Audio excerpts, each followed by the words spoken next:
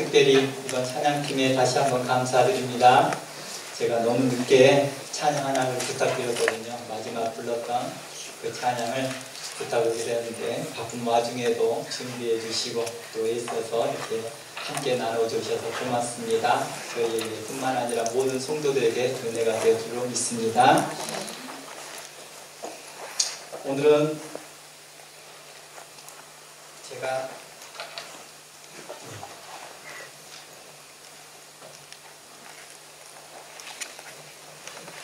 오늘은 성경이 좀 길어요.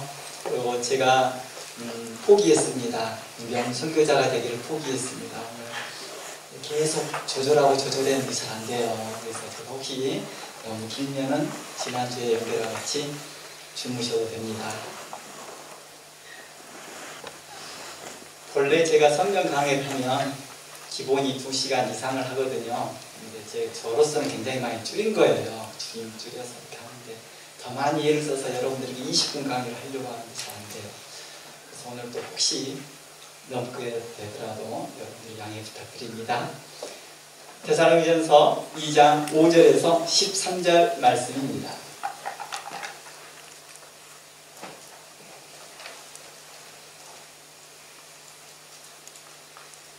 우리 함께 교독하는 시간 가져보겠습니다. 제가 먼저 읽어볼게요. 너희도 알거니와 우리가 아무 때에도 아첨하는 말이나 탐심의 탈을 쓰지 아니한 것을 하나님이 증언하시니라. 우리는 너희에게서든지 다른 데에게서든지 사람에게서든지 구하지 아니하였느니라. 우리는 그리스도의 사도로서 마땅히 권위를 주장할 수 있으나 도리어 너희 가운데서 유순한 자가 되어 유모가 자기 자녀를 기름과 같이 하였으니 우리가 자식을 사랑하여 하나님의 복음을 알라. 우리의 무수하지도 너희에게 주기를 기뻐하오니 너희가 우리의 사랑하는 자들이라. 형제들아 우리의 수고와 애쓰는 것을 너희가 기억하리니 너희 아무 때에도 폐를 끼치지 아니하려고 밤낮으로 일하면서 너희에게 하나님의 복음을 전하여노라. 우리가 너희 인생을 향하여 대복을 받고 큰 무시하는 것을 대하여 너희가 주기로 하나님도 그러하시도다. 너희도 아시는 바와 같이 우리가 너희 각 사람에게 아버지가 자기 자녀에게 하듯 권면하고 위로하고 경계하노니 이는 너희를 부르사 자기 나라와 영광에 이르시는 하나님께 하려 함이라. 그러므로 우리가 하나님께 끊임없이 감사함은 너희가 우리에게 들은 바 하나님의 말씀을 받을 때 사람의 말로 받지 아니하고 하나님의 말씀으로 받음이 진실로 고라하도다. 이 말씀이 또한 너희 믿음 자 가운데서 역사하느니라. 아멘. 네, 반갑습니다. 이렇게 말씀을 읽고 나서 여러분들과 함께 새롭게 인사를 나눕니다. 다시 한번 인사 나눕니다. 서로 한번 인사 나눌까요? 안녕하세요. 네, 이미 다 알고 있는 사이지내지만 우리 어색함을 깨는 이 시간이 되었으면 좋겠습니다. 이미 여러분이 성령으로 말미암아 서로 교통하고 있지만 얼굴과 얼굴을 보면서 인사 나눴으면 좋겠다는 생각에서 이렇게 전했습니다. 실은 제가 긴장돼서 그래요. 여러분들 앞에 서면 긴장이 돼요. 그래서 그렇습니다. 오늘은 목사의 바른 태도와 책임 그 두 번째 시간으로 이제 죄송합니다. 오늘 바른 신앙과 교회 이렇게 긴장한 거 보세요. 그렇죠? 보이잖아요. 네. 오늘은 바른 신앙과 교회에 대한 그 두 번째 시간으로 교회와 목사에 대해서 나누려고 합니다. 오늘은요 목사의 바른 태도와 책임에 대해서 나누려고 합니다. 그리고 그 사이사이 중간중간에 교회의 바른 태도를 언급하려고 합니다. 그동안 우리는 오랫동안요 성도의 역할과 또 성도의 책임에 대해서 참 많이 들었어요. 그러나 반면에 목회자의 역할과 책임에 대해서는 그렇게 많이 듣지 못했습니다. 그런데 실제로요 성경에 보면은요 목회자의 태도와 역할에 대해서 굉장히 많이 다루거든요. 왜 이렇게 목회자의 태도와 역할에 대해서 성경 많이 언급했을까요? 그만큼 중요하다는 뜻이겠죠. 그만큼 이 삶이 중요하다, 목회자의 역할이 중요하다라는 걸 이야기하고 싶은 거겠죠. 또 하나 이런 뜻이 있습니다. 실제로 그렇게 못한다는 거죠. 실제로는 그렇게 못하니까 잘해라 이렇게 하는 거겠죠. 잘못하거나 부족함이 너무 많으니까 계속 성경은 반복해서 말하고 있는 겁니다. 실질적으로 성경은요, 이 목회자들에게 대해서 이렇게 하라 저렇게 하라라고 반복적으로 이야기하고 있습니다. 그런데도 불구하고도 우리는 주일날 설교를 듣거나 수요일날 설교를 들으면 성도들에게 향한 말씀만 자주 듣습니다. 그렇죠? 오늘은 특별하게 목사에 대해서 이야기를 하려고 합니다. 오늘의 이런 성경 강의는 제가 부족하나마 4년간 목회자를 대상으로 성경을 강의했던 것을 중심으로 해서 여러분들에게 함께 나눠보려고 합니다. 그래서 오늘 나누어질 말씀은요, 그리스도 안에서 미약하나마 저를 포함하여서 모든 목회자에게 해당되는 말씀일 것입니다. 그게 대부분일 것입니다. 그러면서 교회가 취할 믿음의 태도에 대해서 중간중간에 나눌 겁니다. 만약 시간이 부족하면 이걸 잘라서 다음 주에 나누겠습니다. 다행입니다. 제가 4주가 어린이 되어서 다행입니다. 안 그랬으면 오늘 날 셀 뻔했겠죠. 여하튼 오늘 또 지난주에 이어서요, 현재 이 교회의 상황에 맞춰서 각 성도들에게 초점이 되어져서 여러분들에게 말씀이 나눠질 것입니다. 먼저 목사의 태도와 책임에 대해서 나누기 전에요, 목사의 기능에 대해서 성경적 의미를 한번 살펴보려고 합니다. 목사에 해당하는 헬라어에 대해서 한번 이야기해 볼게요. 제가 부족하지만 이 부족한 능력을 써봅니다. 여러분에게. 헬라어에서 목사라는 단어가 포이멘입니다. 제가 평소에 설교 시간에 헬라어를 쓰질 않거든요. 제가 영어도 못하고 헬라어도 못하는데 그걸 써봤자 무익하니까. 제가 솔직히 난독증이 있다 보니까 발음이 안 되는 한국말이 참 많았어요. 그래서 이렇게 결혼하고서 많이 교정됐습니다. 아내가 많이 교정해줬거든요. 지금도 교정하는 것들이 많이 있습니다. 그런데도 불구하고도 오늘은 굳이 헬라어 단어를 써보겠습니다. 포이멘. 기억해 주시기 바랍니다. 이 단어가 성경에서 18번이나 사용되었는데 이 단어가 번역되어지기를 목사로 번역되었는데 단 한 번만 번역되었습니다. 우리에게 익숙해져 있는 에베소서 4장입니다. 그리고 나머지 단어들이 목자라는 단어로 번역되어져 있습니다. 그래서 제가 이 포이멘이라는 단어를 여러분들께 설명해 보자 합니다. 양무리를 치는 자, 다스리는 자, 기르는 자, 먹이는 자로 이해될 수 있는 것입니다. 그래서 우리에게 익숙한 이와 에베소 4장 11절에서는 목사를 향하여 이렇게 말합니다. 목사는 사도와 선지자, 그리고 복음 전하는 자, 그리고 교사와 함께 성도를 온전케 하는 자이며 그리스도의 몸을 세우는 자라고 말하고 있습니다. 이와 같이 목사의 기능을 전제하고 오늘 말씀을 나눠보려고 합니다. 계속해서 에베소 4장에 좀 머물러 보겠습니다.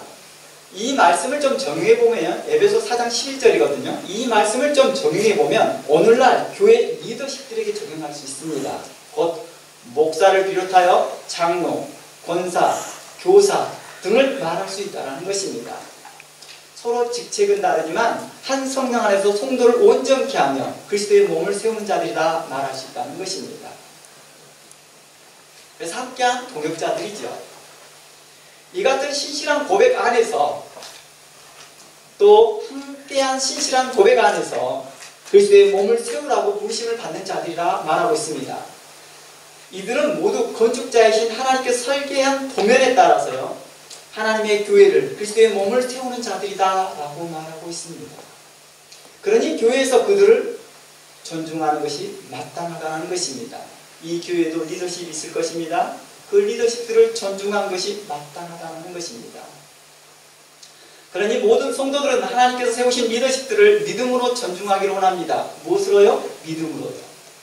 믿음이 있어야 존중할 수 있는 겁니다. 그리고 한 마음으로 함께 하시기를 원합니다. 그리고 저를 포함하여서요, 모든 성도들은 각각 하나님께 존귀한 자들이다 라고 시편은 이야기하고 있습니다. 모든 성도는 하나님께 존귀한 자다라고 말합니다.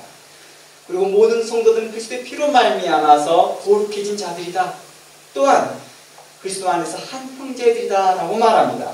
그럼에도 불구하고도 그 중에서 교회 리더십들과 목사는 형제들에게 있어서 본이 되는 위치에 있다고 말합니다.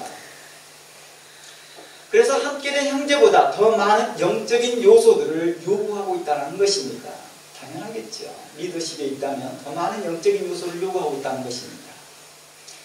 예를 들어서요, 초대교회 집사들을 선별하는 과정을 살펴보면 쉽게 알 수 있습니다.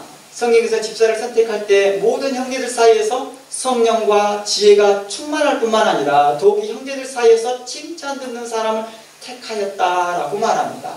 성령과 지혜가 충만할 뿐만 아니라 주변 사람들에게 칭찬을 들었다라고 말합니다.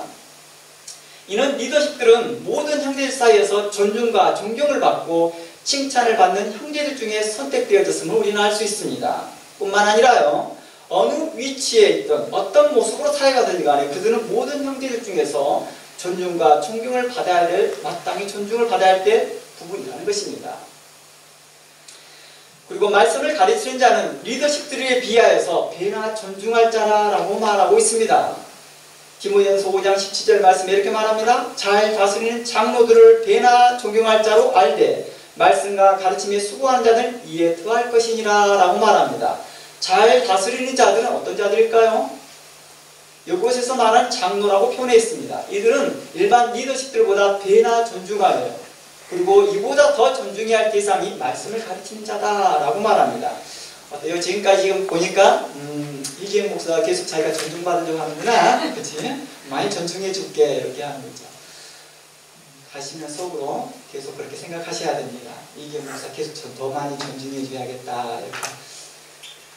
많이 존중 못 받아서 일어나 보다 라고 생각하고 불쌍히 여겨주십시오. 자, 이제 그 이유에 대해 좀 더 이야기해 봅니다. 왜 목회자가 더 존중을 받아야 될까? 그 이유는요, 건축자이신 하나님께서 설계해 두신 그 설계대로를 설명해 주는 사람이거든요. 이 설계대로를 어떻게 봐야 되며 설계대로를 풀어놓고 이것은 이렇게 하라 저렇게 하라고 설명해 주는 사람이거든요.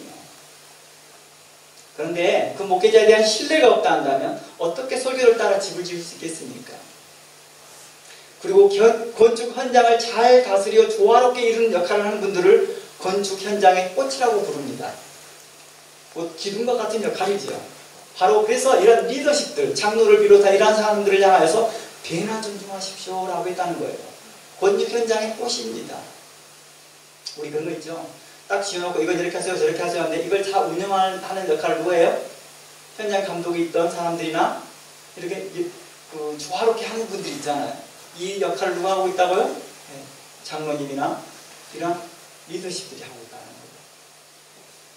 거예요. 유나로 부드럽게 이 일을 잘 진행할 수 있도록 한다는 것입니다. 아마 이 교회도 그런 역할을 잘 하고 있을 줄로 믿습니다. 그러니 성경은 장로를 비롯하여 모든 교회식들을 교회의 기둥같이 여기고 존중하기를 바라고 있다는 것입니다. 우리 모두 믿음으로 우리의 교회 리더십들을 존중하고 믿음으로 그들을 향하여서 복종하기를 원합니다. 이제 다시 설교 본문 데살로니가전서 2장을 돌아와서 목사에 대해서 초점을 두고 나누고자 합니다. 데살로니가전서 2장 오늘 읽어봤던 본문을 자세히 살펴보면요, 목사의 태도와 책임에 대해 나와 있습니다. 물론 목회 서신으로 불리우는 디모데 전후서와 디도서에는 많이 있지만 실질적으로는 성경 여러 곳에서는 목회자의 태도와 역할을 상당히 많이 다루고 있다는 것입니다. 위에 관련하여 더 자세히 듣기를 원하시는 분들은요, 제가 강의했던 그 디도서 강의가 마무리가 됐거든요. 한 달 전에요. 그것을 여러분들이 유튜브에서 참고해 보시면 좋을 것 같습니다. 제가 이제 데살로니가 2장을 천천히 살펴보면서 여러분들과 함께 나눠보려고 합니다. 5절부터 한번 볼까요? 5절에 보니까 너희도 알거니와 우리가 아무 때에도 아첨하는 말이나 탐심의 탈을 쓰지 아니하는 것을 하나님이 증언하시니라 라고 말합니다. 이곳에서 아무 때나 아첨하는 말이나 또 뒤에 또 무슨 말이 나왔습니까?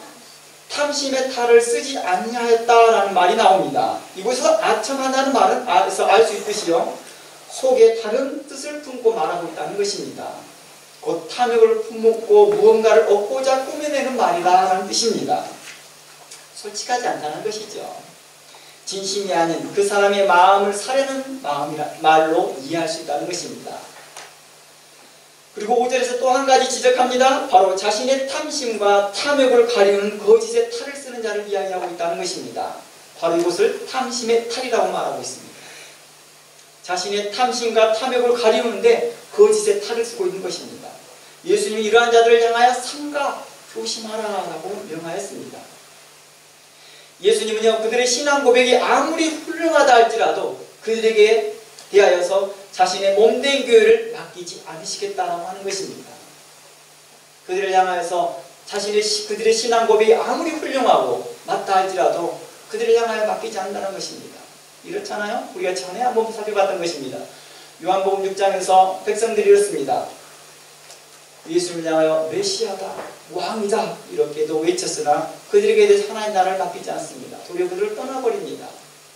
어떤 사람은 바리새인들은 와서 선생님이여 라고 말을 합니다. 그러나 그들을 신뢰하지 않습니다. 또 심지어 이렇게 말합니다. 하나님께서 보내주신 자입니다 라고 말합니다. 그런데도 그들을 신뢰하지 않습니다. 왜 그랬을까요? 그들의 마음에 탐심이 있기 때문이지요. 그래서 우리가 지난주에 우리는 당신의 신앙 고백은 현재 진실합니까? 라는 주제를 두고 이야기를 나눴던 것입니다. 심지어 그들은 많은 성과를 냈다 할지라도 마지막 날의 심판대 앞에서 주께서는 그들을 향해 불법을 행하는 자들이다 라고 책망할 것입니다. 우리에게 익숙한 마태복음 7장 15절 말씀에 이렇게 말합니다. 거짓 선지자를 삼가하라. 양의 옷을 입고 너에게 나오나니 속에는 노랗지라는 일이니라. 그들의 열매로 그들을 알지니 가시나무에서 포도를 또는 엉겅퀴에서 무화과를 따겠느냐라고 마태복음 7장 우리에게 지적합니다. 예수님이 이런 지적은 우리에게 뭘 말하고 있을까요? 계속 이렇게 말합니다. 20절에 그러므로 그들의 열매로 알지라. 나더러 주여 주여 하는 자마다 천국에 들어갈 것이 아니요 다만 하늘에 계신 내 아버지의 뜻대로 행하는 자라 들어갈 수 있다. 그날에는 많은 사람들이 이르러 나더러 주여 주여라고 신앙 고백은 하지만 주의 이름으로 선지자 노릇도 하고 있다라고 말합니다. 주의 이름으로 귀신도 쫓아내었다라고 말합니다. 주의 이름으로 권능도 행했다라고 말합니다. 그러나 주님께서 이렇게 말합니다. 내가 밝히 말하노니 내가 너희를 도무지 알지 못하겠다. 불법을 행하는 자들아 내게서 떠나가라라고 책망했다는 것입니다. 우리 이 말씀에 초점을 두면서 뭘 했습니까? 우리의 신앙이 참으로 진실한가에 대해서 다시 한번 생각해 봐야 된다는 것입니다. 15절에서 우리에게 이렇게 말합니다. 양의 옷을 입었다 라고 말합니다. 마태복음 7장 15절 말씀에 양의 옷을 입었다는 뜻은 무엇입니까? 속에는 노랗다는 이리가 있다라고 말하는 표현이 무엇일까요? 그들이 평소에 교회에서는 외식으로 온유하게 보이더라는 것입니다. 겸손하게도 보이더라는 것입니다. 그렇게 말씀도 가르치더라는 것입니다. 그러나 그들의 마음속에는 탐욕이 있더라는 것입니다. 그들은 가끔 사랑을 외치고 구원을 말하나 신학책과 성경책에 있는 구원과 사랑을 말할 뿐 그들의 삶 속에는 열매로 나타나지 않습니다. 제가 목회자들 대상으로 성경 강의하면서 이런 말을 합니다. 첫 강의가 그래요. 목사님들끼리 서로 사랑하지 않으면서 어찌 성도들에게 사랑하라고 외치십니까? 여러분들의 사랑이 성경책에만 있지 않기로 합니다. 여러분의 사랑이 신학책에만 있지 않기로 합니다. 여러분의 삶 가운데서 교회를 향하여 헌신하기로 합니다. 근데 우리는 어떻습니까? 실질적으로 그렇게 살지 않더라는 것입니다. 타이틀 받으면 더 이상 목사로서 더 이상 끼어들 것이 없는 거예요. 뭐만 하면 돼요? 아까 좀 전에 말한 존중만 받으면 돼요. 존중만 해. 나 존중만 해. 이따 가면서 나를 존중한지 안 하는지 볼 거예요. 하는 사람들한테 1,000원씩 줄 거예요. 이런 맥락이에요. 다. 그렇죠? 그런 사람들에게 복 주고 그런 사람들에게 기도해 주고 그러더라는 거예요. 우리가 이러한 삶을 살지 않기를 원합니다 라고 목회자들과 함께 나눴습니다.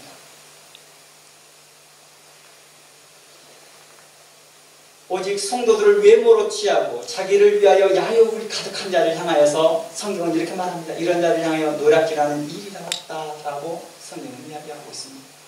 제가 오늘 이 말씀을 하는 이유가 뭘까요? 여러분의 교회의 사정 때문에 그렇습니다.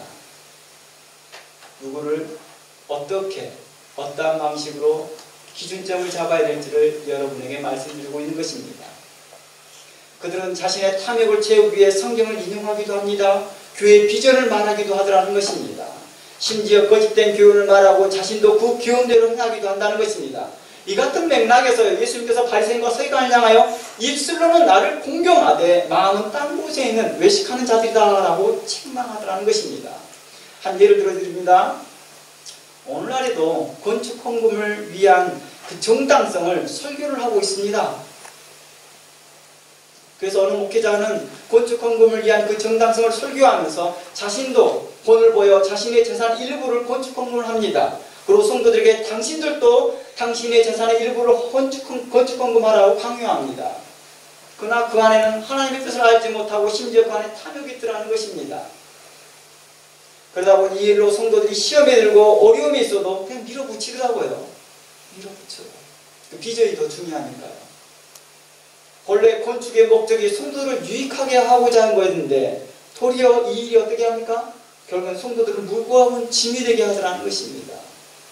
지기에 어려운 짐이 되게 합니다. 그러면서 그걸 결과를 뭘로 기준합니까? 믿음이 있다 없다로 평가하고 있더라는 것입니다.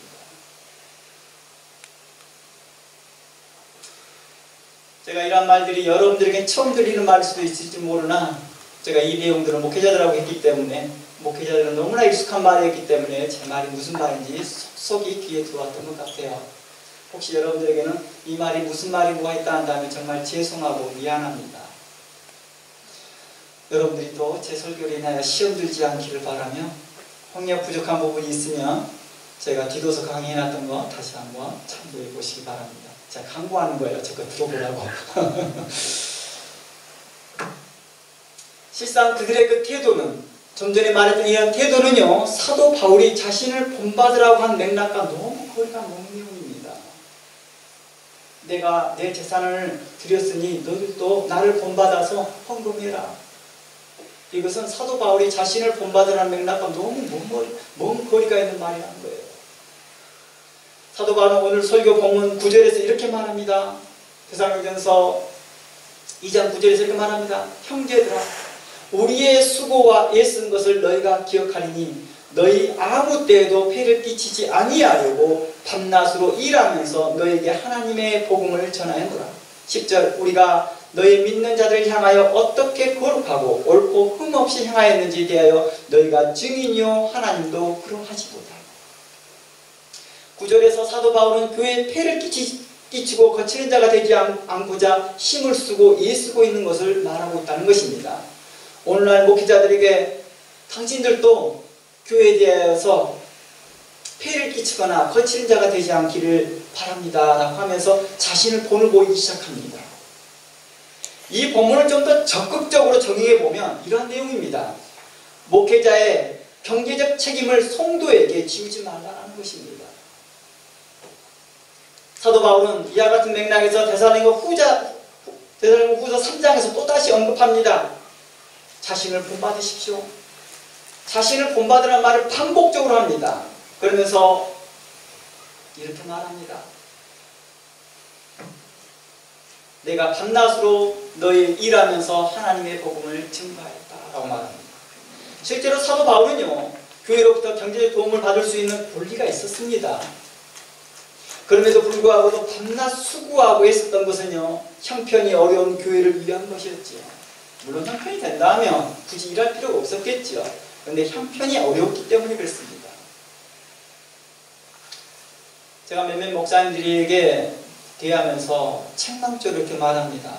한두 가정이 모이고 그들이 신실한 마음으로 교회를 출석하는데 그들을 향하여서 목회자 사례비를 가지고 이야기를 하고 있는 것은 옳지 못하다. 당신이 젊고 당신이 현재 일할 수 있는 시간이 있으니 일하라. 당신이 존중하고 당신이 존경하는 사도 바울조차도 일하였는데 왜 당신은 사도 바울을 존경하면서도 그건 본을 받지 않으려고 하느냐. 어찌하여 계속 성도들에게 무거운 짐을 얹어 올리면서 그들의 믿음의 척도를 흔들리며 그들의 신앙을 흔들리게 하느냐. 실상 우리는 이 본문을 놓고 사도 바울이 우리에게 말하고자 하는 것들을 상세하게 생각해 봐야 될 것입니다. 사도 바울이 이렇게 결정했던 이유는 또한 연약한 성도들을 위한 것이었습니다. 또한 그리스도의 복음에 아무런 장애가 없게 선포되게 하고자 한 것이었습니다. 자신의 받을 권리를 사용하지 않았던 것이지요. 그리고 또 하나 이러한 내용이 있습니다. 게으름과 탐욕으로 자신의 배후를 채우려는 사역자들을 부끄럽게 하고자 했던 것입니다.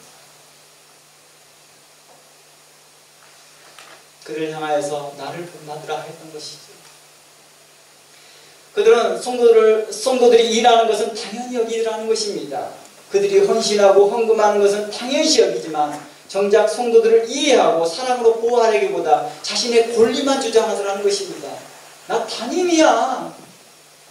챙겨줘야지. 성도들을 자신의 비전과 목적에만 이용하고 있더라는 것입니다.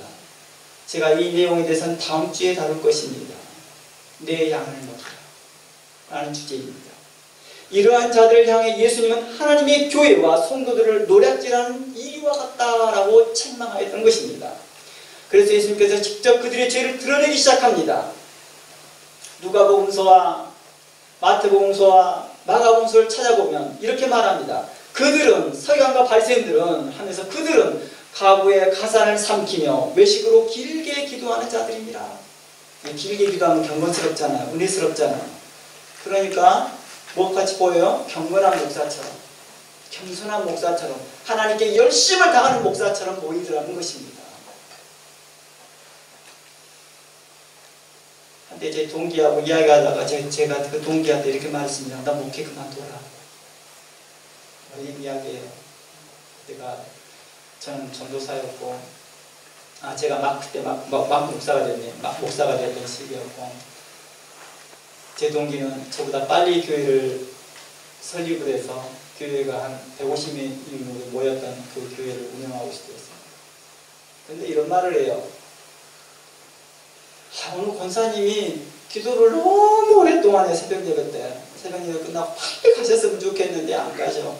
그러니까 내가 여기다 고를 놔두고 권사님이 가시나 안 가시나 보면서 기도하다가 또 다시 보고, 또 안 가고 있으면 또 기도하고 있고, 그래서 내가 그냥 앉아서 권사님만 가시는 것만 기다리고 있어.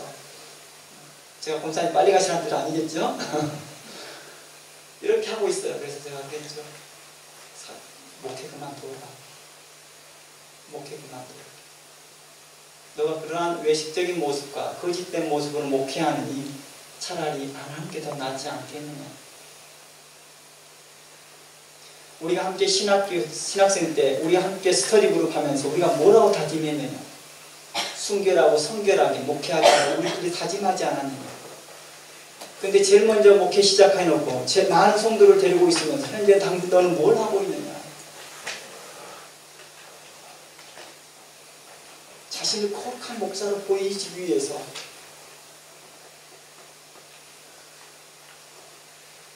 저는 이러한 부분들을 보면서 화를 냈습니다.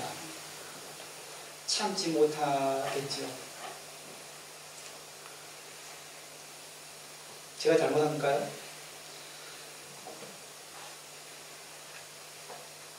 이렇게 말합니다. 예수님께서는 너희는 창과 대접의 것은 깨끗하나 너희 속에 탐욕과 악독이 가득하도다 라고 책망합니다. 누구에게요? 당시 종교 지도자들에게요. 바리새인과 서기관들에게 말했다는 것입니다. 당시의 서기관들은 오늘날로 말한다면 학자들 같은 사람들이에요. 학자들이에요. 성경 학자들이에요.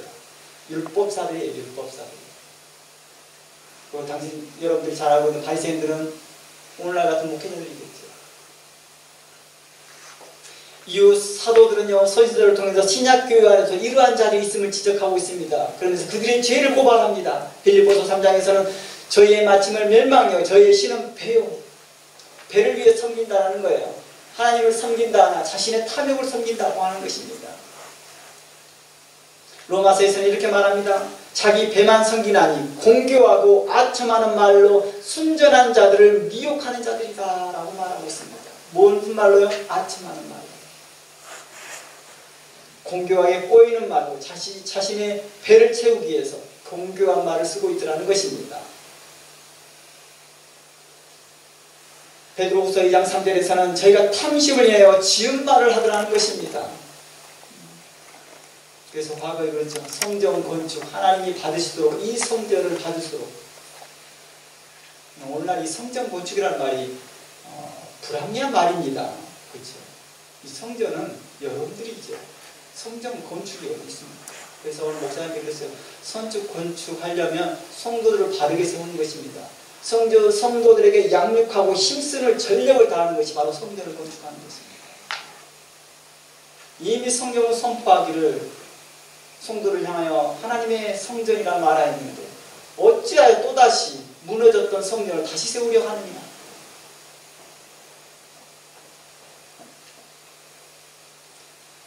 그래서 후에는 나중에 그러더라고요. 건축헌금 하길래 제가 그런 말을 합니다. 자신의 탐욕을 이끌려서 지은 말을 하지 마라. 제가 이 말을 하는 이유는 지나치는 자들이 향하여서 하는 말입니다. 분별하여 듣기를 원합니다. 제가 말수가 부족하여서 여러분들에게 다 설명하지 못했더라도 여러분들이 걸러드릴 줄 믿습니다. 사도 바울은요, 사역자로서 그리고 목회자로서 밤낮 일하면서 그리스도의 복음을 증거하는 수고를 마다하지 않으면서 사랑으로 교회를 섬기고 성도를 돌보면서 양육했다는 것입니다. 이러한 것을 본받으라 했다는 것이죠. 그래야 그리스도의 도가 더욱 빛나게 했던 것입니다. 이는 사도 바울이 하나님을 향한 순전한 사랑과 그리스도의 사랑 안에서 성도를 향한 온유한 태도라고 볼 수 있는 것입니다. 이는 오늘 찬양 가사와 같이 십자가에 죽으신 그 사랑, 우리 사랑 되게 하소서. 십자가에 죽으신 그 사랑, 예수님의 그 사랑이 우리 사랑이 되게 해달라고 고백하는 것입니다. 성도를 그리스도 안에서 사랑하면서 나온 그런 모습이죠.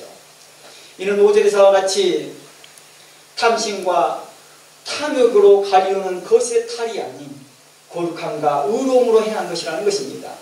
오직 하나님의 교회와 각 성도와 각 가정에 집중하면서 하나님과 교회의 기쁨이 되고자 힘썼다는 것입니다. 이와 같이 목사가 그리스도의 복음을 증거하면서 사례비를 받고자 애쓰는 것이 아니라 성도들에게 폐를 끼치지 않으려고 스스로 조심하고 신경 쓰면서 그리스도의 복음이 복음되게 하는 것입니다. 하나님의 말씀이 살아 역사하게 하는 것입니다. 이게 바로 목사로서 부르심을 받는 자들입니다. 제가 목사들과 이야기하면 자주 이런 말을 합니다. 당신 우리 이렇게 찬양 부르지 않았나요? 부름받아 나서님은 어디든지 가오이다 라고 하지 않았습니까? 근데 이제 와서 왜 여러 가지 형통과 사정을 따집니까?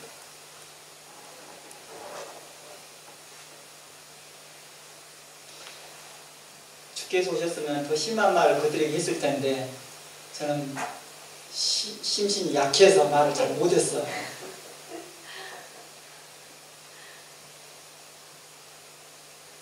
그들은 사람들에게 보이려고 모든 행위를 꾸미는 자들이다. 자신의 행위를 꾸미더라는 것입니다. 입술로는 하나님을 경배하나 마음은 탐욕에 눈먼 자들이다라고 말하고 있다는 것입니다. 성경은 이러한 자들을 향하여 이렇게 말합니다. 입술로만 경배하고 경건의 삶이 없는 자들이니 이들에게서 떠나라 라고 말하고 있다는 것입니다. 이 인용은 디모데후서 3장 5절 말씀을 말하고 있습니다. 즉 경건의 모양은 있으나 경건의 능력을 부인하는 자들이니 이 같은 자들에게서 내가 돌아서라. 왜냐고요? 이들은 입술로는 하나님께 영광을 말하나 그 마음은 이 땅에서 이 세상의 영광을 바라는 자들이기 때문입니다. 6절을 한번 봅니다. 6절에서 이렇게 말합니다. 대전에서 2장 6절 말씀에 또한 우리는 너희에게든지 다른 사람에게든지 사람에게서는 영광을 구하지 아니하노라 라고 말합니다. 이 말은 사도 바울은 하늘에 더 나은 영광을 바라며 사역을 했다는 것입니다. 누가 인정해 주니까 목사가 되고 사역하는 것이 아니라 주변에서 인정하지 않더라도 사도 바울은 계속해서 일을 하고 있더라는 것입니다. 심지어 사도 바울을 향해 비방하고 심지어 고린도 교회는 주었던 사례비까지도 끊어버립니다. 왜 그래요? 너 사도 아니라면서, 너 예루살렘에서 공식으로 사도 인증 안 받았다면서. 고린도 교회가 그렇죠. 그래서 사도 바울의 사도성을 시비를 겁니다. 그럼 사도 뭡니까? 사역을 끊어버립니다. 그래도 그는 뭐합니까? 더 나은 하나님의 영광을 바라보며 그리스도의 복음을 증거하고 있다는 것입니다. 우리는 그런 사도를 존중하고 본받고 싶어 합니다. 실질적으로 그러한 모습을 본받아야 되는데도 우리는 다른 것을 본받으려고 하더라는 것입니다. 사도 바울의 명성을 본받고 싶어하고 사도 바울이 해놨던 그것들을 본받고 싶어하더라는 것입니다. 유명세 말입니다. 일반적으로 사람들은요, 그 사람이 직책 때문에 존경하기보다 그 사람의 말과 행동과 인격을 보고 존경심을 갖습니다. 이게 일반적인 말이에요. 목사는요, 목사의 직분 때문에 존중받는 게 아닙니다. 만약 그 직분 때문에 우리가 존경하고 있다면 나도 또한 외식하는 자이겠죠.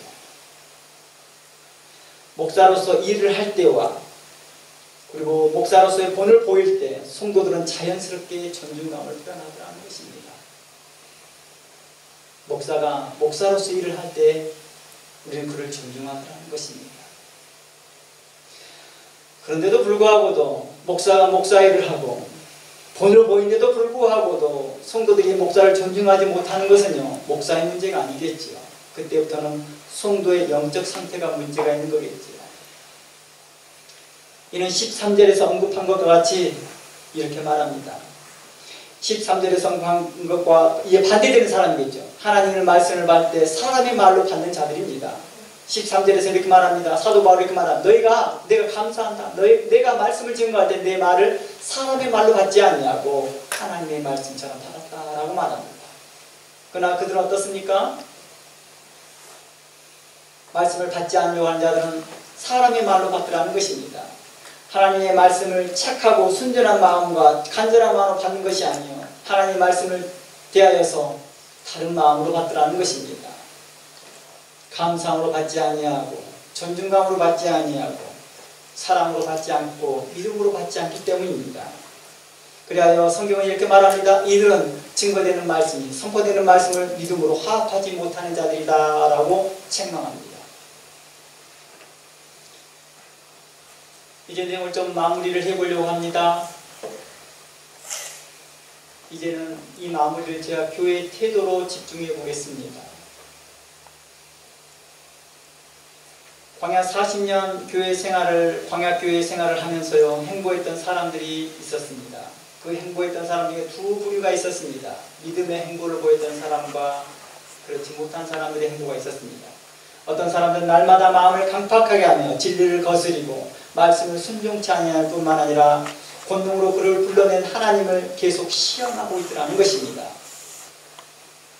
히브리서에서는 말세를 만난 모든 교회의 경계로 우리에게 이런 말씀이 있습니다. 히브리서 3장 15절 말씀부터 제가 읽어보겠습니다. 히브리서 3장 15절 말씀에 성경에 일렀으되 오늘 너희가 그의 음성을 듣거든 경노하시게 하던 그때와 같이 너희 마음을 완고하게 하지 말라. 듣고 경노하던 자가 누구냐? 모세를 따라 애굽에서 나온 모든 사람이 아니냐? 또 하나님이 40년 동안 누구에게 노하셨느냐? 그들의 시체가 광야에 엎드려진 범죄한 자들이 아니냐? 또 하나님이 누구에게 맹세하사 그의 안식에 들어오지 못하게 하였느냐? 곧 순종하지 아니하던 자들이 아니냐? 이러보건대 그들이 믿지 아니함으로 능히 들어가지 못하리라. 그러므로 저희와 같이 우리도 복음 받은 자이나 그러나 그 들은 바 말씀이 저희에게 유익되지 못한 것은 듣는 자가 믿음을 합하지 아니하니라 라고 히브리서 4장 2절까지 연결했습니다. 지금 이 교회 실정이 어떻습니까? 출산 광야교회 안에요, 훌륭한 목사가 있었습니다. 당대 최고의 목사가 있었고 모세가 있었고 아론이 있었고 여호수아가 있었고 미리암이라는 선지자가 있었고 많은 장로들과 훌륭한 기둥과 같은 장로들이 있었습니다. 하나님과 함께 면전에 함께하였던 장로들이거든요. 그럼에도 불구하고도 백성들이 그곳에서 두 갈래로 나뉘더라는 마음이 강팍한 자와 온유한 자로 나뉩니다. 그리고 히브리서는 이렇게 말합니다. 고린도전서와 히브리서는 그들이 대부분 다 죽었더라. 어디에서? 광야에서. 하나님을 지속적으로 시험하고 있다는 것입니다. 제가 이 내용을 교회와 결혼이라는, 교회와 가정이라는 세미나를 통해서 나눴던 내용입니다. 우리는 이렇게 말합니다. 좋은 남편 만나면 좋겠다. 좋은 아내 만나면 좋겠고, 우리 딸이 좋은 사이 만났으면 좋겠고, 우리 사이가 좋은 며느리 만났으면 좋겠다라고 늘 생각하지만 막상 자식을 준비하나 봐요. 좋은 남편 만나면 다 해결될 것 같고, 좋은 아내 만나면 다 해결될 것 같지만 자신이 준비되지 않으니까 그 좋은 것도 잃어버리고 하는 것이죠. 우리가 좋은 교회 가면 다 해결될 것처럼 생각합니다. 물론 좋은 교회를 가야죠. 선제되어야 전제되어야 되죠. 하나 가서 뭐합니까? 믿음으로 그 말씀 합하지 못한다면요, 아무 소용이 없더라고요. 그곳에 모세가 있었습니다. 그곳에 미디안이 있었고, 그곳에 하나님의 거룩한 선지자들이 많이 있었음에도 불구하고도 마음을 강팍해 한 자들이 그 광야에서 죽었더라는 것입니다. 믿음을 화합하지 못했다는 것은 반석이신 예수 그리스도의 말씀에 믿음으로 화합하지 못한 자들이 도리어 예수 그리스도의 말씀에 대하여 원망하고 시험하고 의심했기 때문이죠. 이 말을 히브리서와 고린도서의 말씀을 인용한 다음에 그들이 하나님을 원망하고 하나님을 시험했다라고 말합니다. 그리고 예수님은 이러한 상태들을 누가복음서와 마태복음 13장에서 이러한 상태들에 있는 사람을 세 가지 밭으로 설명했습니다. 아무나 천국 말씀을 듣고 깨닫지 못할 때는 악한 자가 와서 그 마음에 뿌리운 것을 빼앗나니 이는 곧 길가에 뿌리운 자요. 돌밭에 뿌렸다는 것은 말씀을 듣고 즉시 기쁨으로 왔대 그 속에 뿌리가 없어 잠시 견디다가 말씀이 나여 환난과 핍박이 날 때는 곧 넘어지는 자요. 가시떨기에 뿌렸다는 것은 말씀을 들으나 세상 염려와 죄의 유혹에 말씀이 막혀 결실하지 못하는 자들이다 라고 말합니다. 마태복음 13장에서 나열된 이 세 사람, 이 세 종류의 사람의 마음 상태를 보면 모두 다 하나님의 말씀을 받았습니다. 그렇죠. 다 말씀입니다. 여러분들이 찾아보지는 않았겠지만 고린도전서의 말씀을 보면 이렇게 말합니다. 고린도전서에 보면 그들이 다 함께 신령한 산석에 나온 음료를 마시고 다 함께 세례를 받았다고 말합니다. 세례는 누가 받아요? 구원의 확신 인상을 받잖아요. 그런데 고린도전서에 이렇게 말합니다. 다 함께 세례를 받고 신령한 음식을 먹고 하늘의 만나를 먹고 그들이 광야에서 죽었더라 이렇게 말하고 있어요. 왜? 마음을 완악해서. 말하고자 하는 맥락이 뭘까요? 그들이 말씀을 듣지 못해서 죽었나요? 그렇지 않았다는 것입니다. 말씀을 듣기는 들었으나 그들이 믿음으로 화합하지 못하여 죽었다라고 말하고 있는 것입니다. 이것을 히브리서 4장에서는 최종적으로 너희가 하나님의 말씀을 들었으나 그 말씀을 믿음으로 화합하지 못했기 때문이다 라고 말하는 것입니다.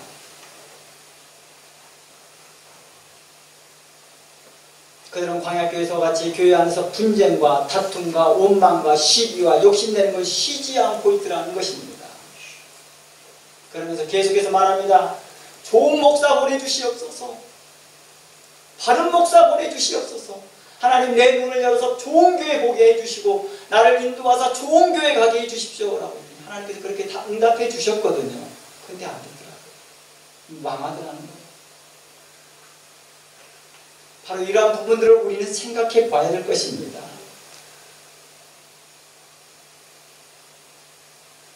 좋은 땅에 있다는 것은 착하고 좋은 마음으로 말씀을 듣고 지키어 인내로 결실하는 자니라. 성경은 이러한 사람들을 향하여 거룩한 성도로 하나님의 교회라고 말하였고 그들을 향하여 하나님의 교회를 세우도록 맡기셨다는 것입니다. 구약의 가인과 아벨의 제사와 신약에서 예수님의 비유하신 바리새인과 세리의 기도를 통해서 알 수 있듯이요 한 장소에서 하나님이 기뻐하는 예배와 기도가 나뉘어지고 있다는 것입니다. 한 장소에서. 그러므로 성도가 먼저 바른 교회를 가야 하는 것이 선제되어야 하고 좋은 목사를 만나는 것이 선제되어야 하지만 무조건 좋은 교회, 바른 교회에 가고 좋은 목사를 만나는 것이 다 해결되느냐 그렇지는 않았다는 것입니다. 좋은 교회, 좋은 목사가 이제 선별되었다 한다면 이제는 성도들은 이제 그 말씀을 믿음으로 화합하는 그 믿음을 가져야 될 거라는 것입니다.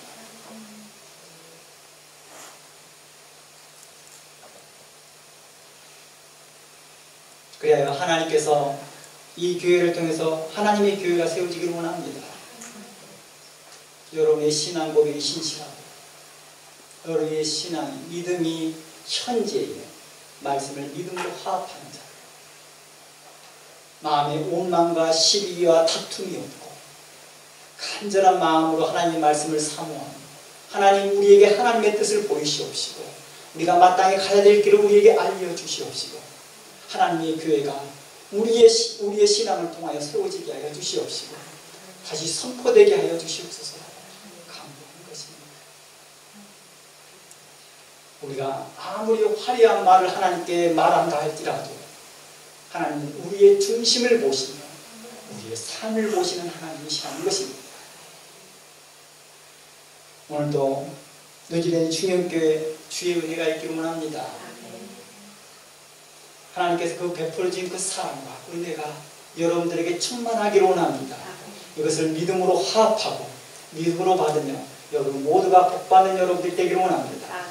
저는 여러분들이 이렇게 복받고 은혜 받는 것에 응원하며 함께 기도하겠습니다. 다 기도합니다. 하나님 감사합니다.